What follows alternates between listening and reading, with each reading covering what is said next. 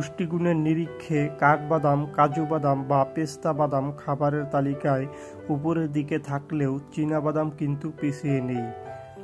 হলে সিনেমা দেখতে দেখতে কিংবা পার্কে প্রেমিকার হাত ধরে হাঁটতে হাঁটতে আগে এই বাদাম খাওয়াটাই চল ছিল। এখন অবশ্য সেই জায়গা দখল করেছে পপকর্ন।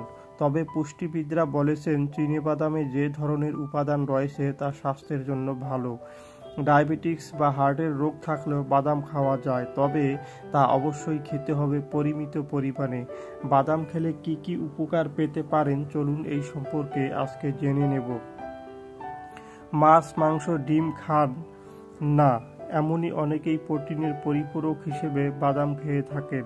পুষ্টিবিদরা বলছেন বাদাম উদ্ভিজ প্রোটিনের খুব ভালো একটি উৎস। 7 থেকে 10 গ্রাম বাদামে যে পরিমাণ প্রোটিন পাওয়া যায় তা একটি ডিমের সমান। চীনাবাদামের মধ্যে যে ধরনের ফ্যাট থাকে তা হার্টের জন্য ভালো। রক্তে খারাপ কোলেস্টেরলের পরিমাণ নিয়ন্ত্রণ করতে সাহায্য করে বাদামের মধ্যে থাকা মনোস্যাচুরেট এবং পলিস্যাচুরেট ফ্যাট। বাদামের ফাইবার কোষ্ঠকাঠিন্যের সমস্যার ঘরোয়া টোটকা হতে পারে। এছাড়া নিয়মিত এক মুঠো বাদাম খেলে হজমের সমস্যাও থাকে না।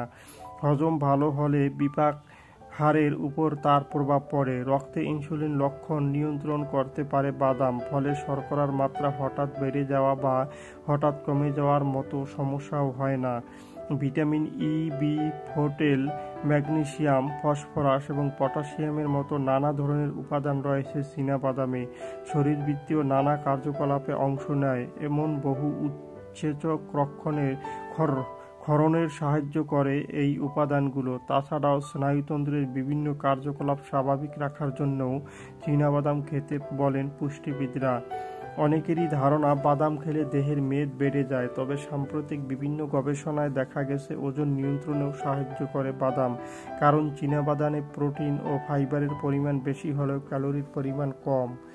যারা যারা আমাদের ভিডিওটি দেখেছেন তাদেরকে অসংখ্য ধন্যবাদ।